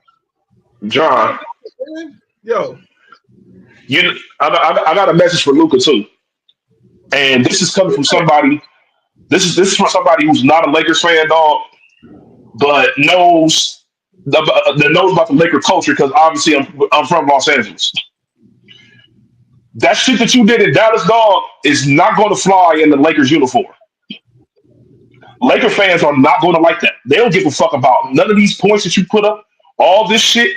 If you score 50 points and you give up a shot like that to lose the game, they don't give a fuck what you did. You could have missed one shot that game. They do not care. All that shit that was acceptable in Dallas, dog, is not the same in purple and gold. You in a whole different market, a whole different fan base with whole different expectations, dog. Laker fans are not okay with just being okay. They are not at all. It is a whole different breed. And this I'm telling you this as a person who does not like the Lakers. It is a different breed. There's a whole different set of expectations for when the Lakers are good compared to Dallas. A whole different set of expectations, dog. You can't lose a game like this, especially like how I was talking earlier, how tight the race is right now to secure these spots for the playoffs. Because not like that, John. Our teams end up fucking around and playing each other in the first round. Mm-hmm. And look, I understand that the Lakers have beaten us 3 times out of the 4 games this year, but it's a whole different ball game when y'all play the same team play the best out of 7. Especially when you're on when y'all on opposite sides of what's going on. When one team is playing very well towards the end of the stretch, and one team is playing not as well. Right. Momentum will get you knocked right out the playoffs. So you want to get the best matchup right, and not like that. There's certain teams. I'll give you a prime example. I would not want to play the Warriors in the first round. I would not want to play the Warriors in the first round. No. The Warriors are going to be a tough out off the simple fact of not just Curry, but the way Jimmy Butler plays in the playoffs it's a whole different breed.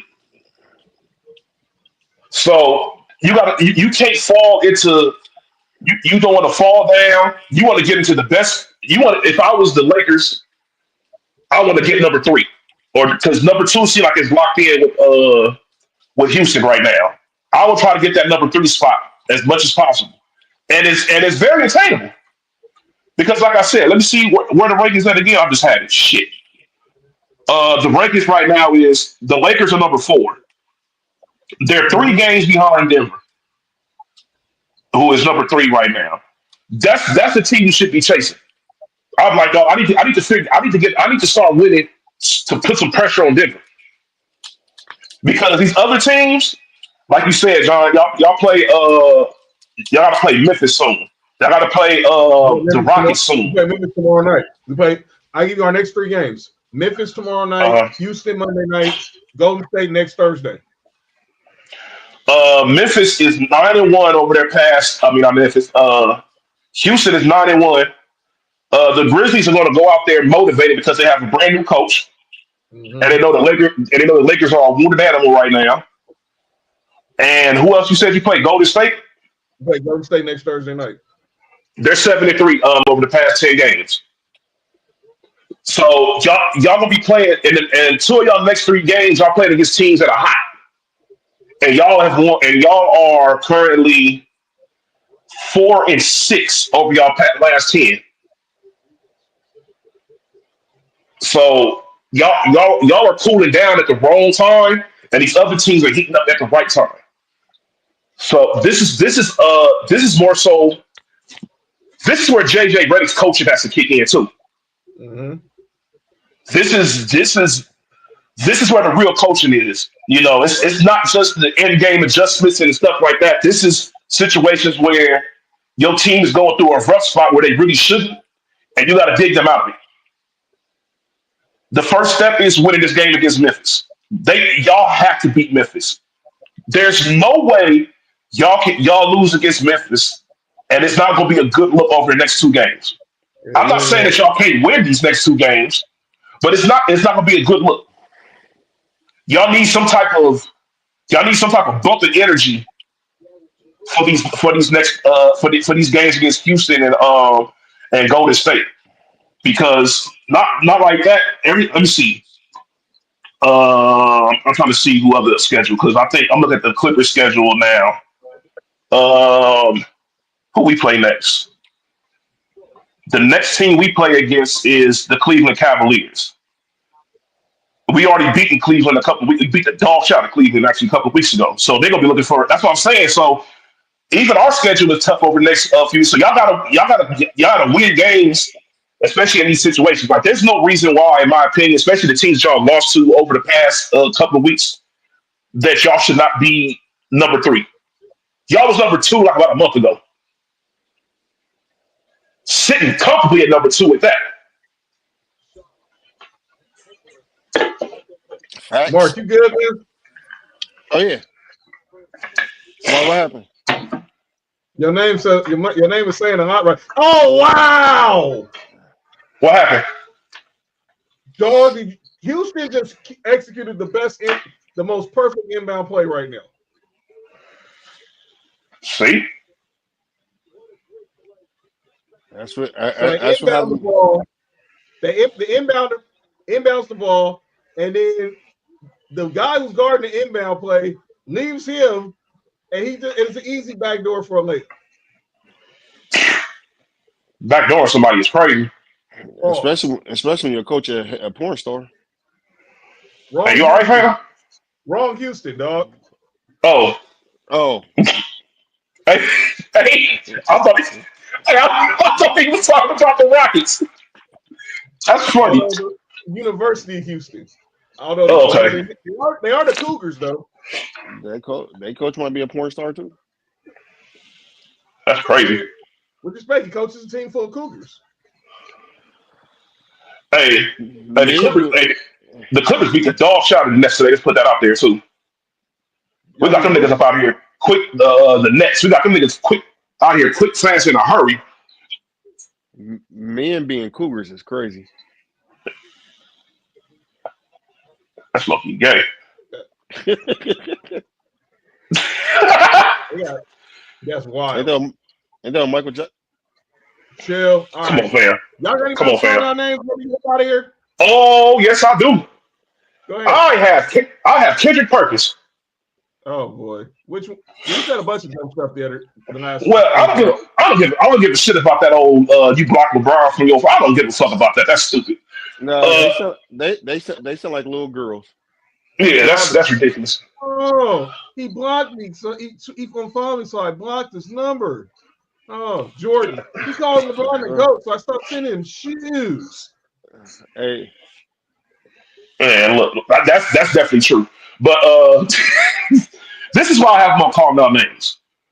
Kendrick Perkins had brought up something where he basically said, like, LeBron should have went to a different platform and did that. Shit. I'm seeing a lot of people saying that though. I saw Josina Anderson said that. There was something to do Ray Daniels on Twitter. Yes. Ray Daniels. Yes. I don't know who that nigga is. I know you're talking about. John, I'm gonna break it down to everybody. First and foremost, everybody, I understand what y'all were saying. He could have I went. don't. Oh, he could have had this on Gil's podcast. Okay, that's cool. On that, I don't give a fuck. Why would he go I there? know. Wait. I know. Hold on. Why would he go there? Rashad McKent's there, right? Yeah. No, I'm about to break down why he did it. Let's break down number one thing.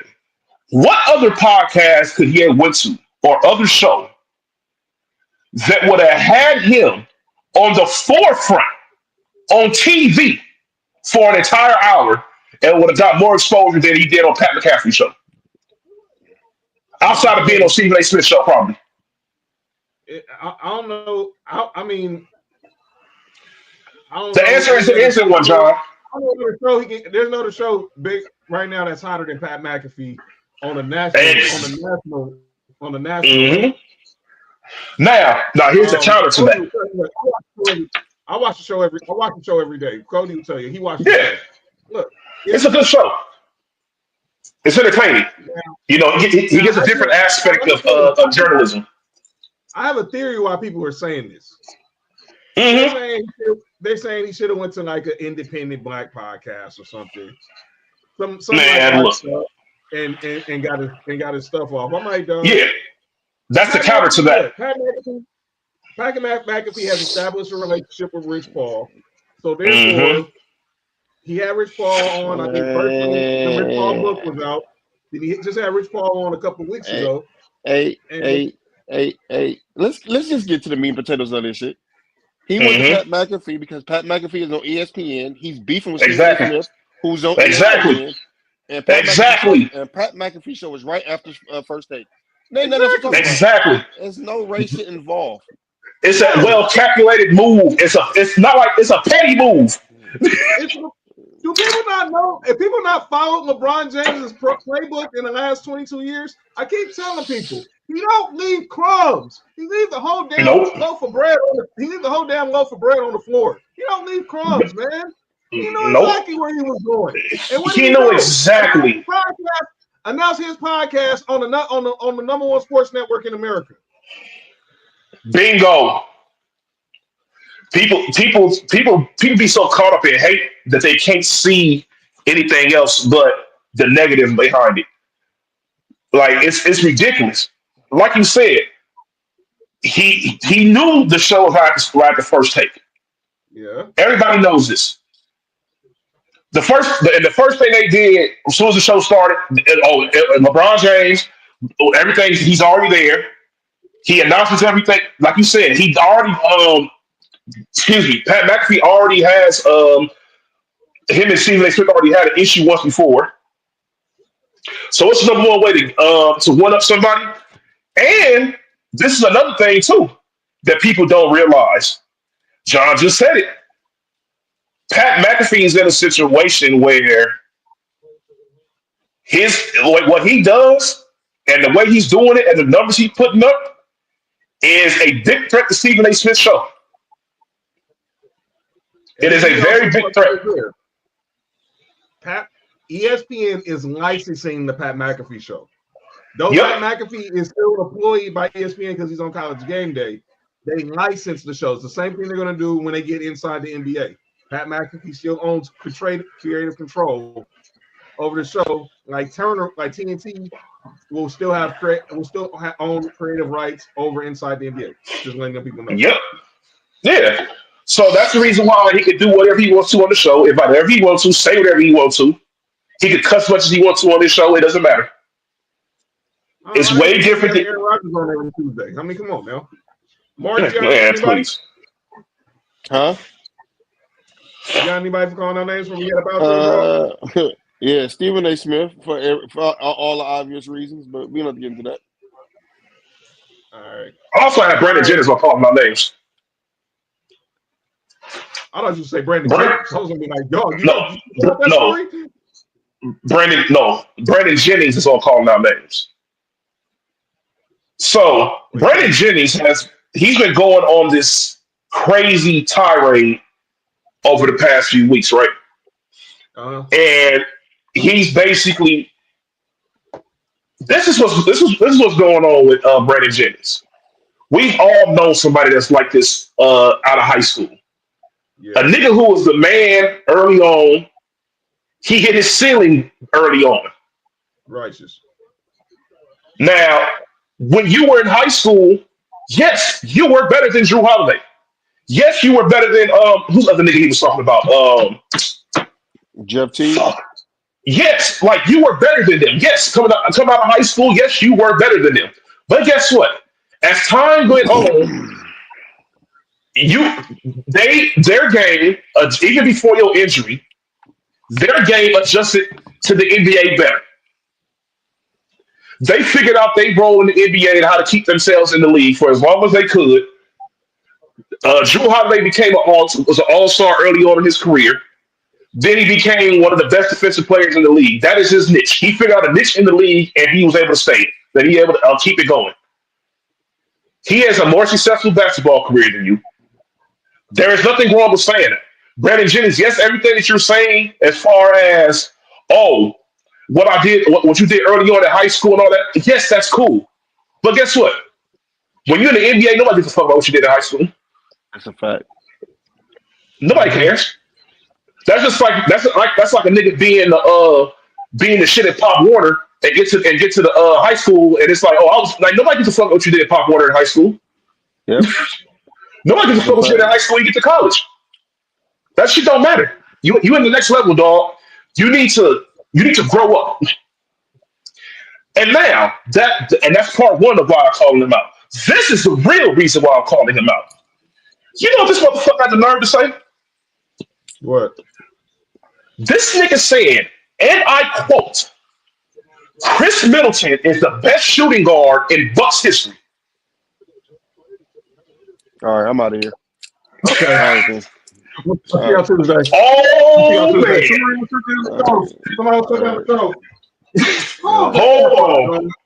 on. No, John, I got this one. Hold on. I got this one. You mean to tell me that you think that Chris Middleton is the best shooting guard in Bucks history? When a nigga named history. He's not the second best shooting guard. He's not the third best either. I'm sorry. It's the same franchise that had Ray Allen, Michael Redd, and Sidney Moncrief, right? All of them are better than him. Sidney Moncrief wasn't too, right, Mark? Yep. Yes, he was. The F out of here. You know why he said that dumb stuff, right? Because he won a championship with him. No, that wasn't it. Who did he get traded? Who did he get traded to Detroit for? Wait, say that again? Who did he get traded to Detroit for? Oh, he got traded for Chris Middleton, didn't he? Exactly. Chris Middleton was still in Detroit, and he signed that signing trade deal because he left Milwaukee, and he ended up going to Detroit, and Chris Middleton ended up in Milwaukee. Get the F out of here. Man, Brandon Jennings, this nigga said, like, dog, what in the world? There's no way you watched Ray Allen play for the Milwaukee Bucks and thought that Chris Middleton was better than him in Milwaukee.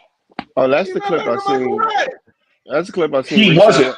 Ray said Ray Allen was just running around waiting to catch and shoot. I said that's not that Ray Allen. That wasn't that Ray Allen, sir. No, it was not. That's the Ray Allen. That's the Ray Allen got in Boston. Was dunking on dudes also. Yep.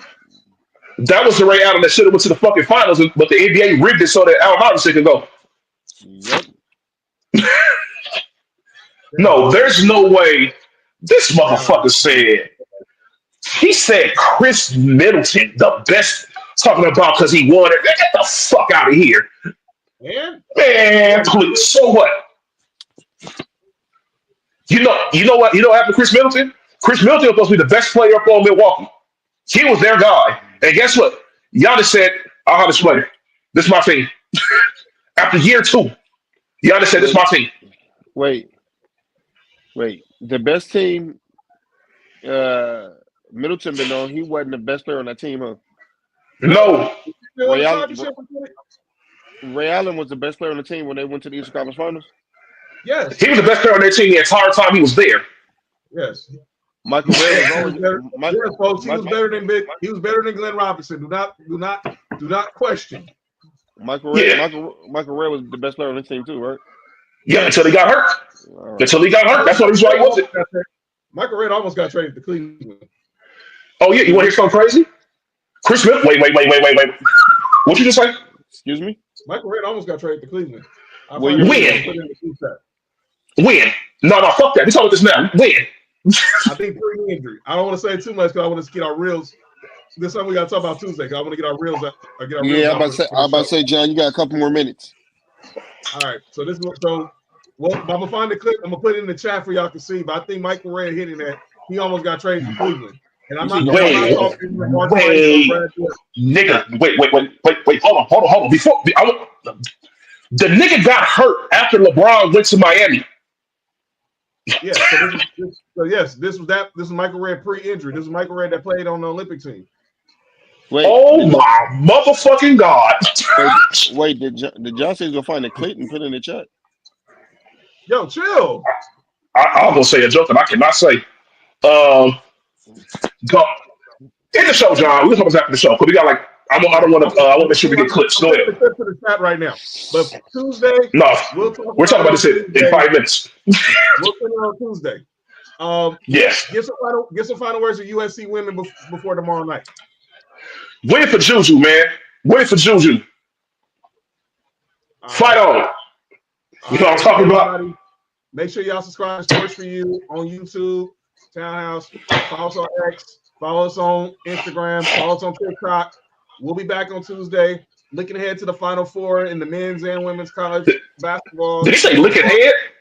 He did say that. Ahead. Chill, dude. Okay. Okay. I was letting him in the show. Y'all some wild dudes. Okay, we go. I see. Yeah, we wild. Okay. I see what we on in the show right now. So yeah, we'll talk about that on Tuesday. So crazy pause, Cash. But yeah, this has been another great episode of Sports4U. I'm John. That's Mark. That's Nick Freeze. Shout out to Flash, DW, the whole movement. We'll see y'all on Tuesday. Enjoy the rest of the NCAA tournament, everybody. Peace out.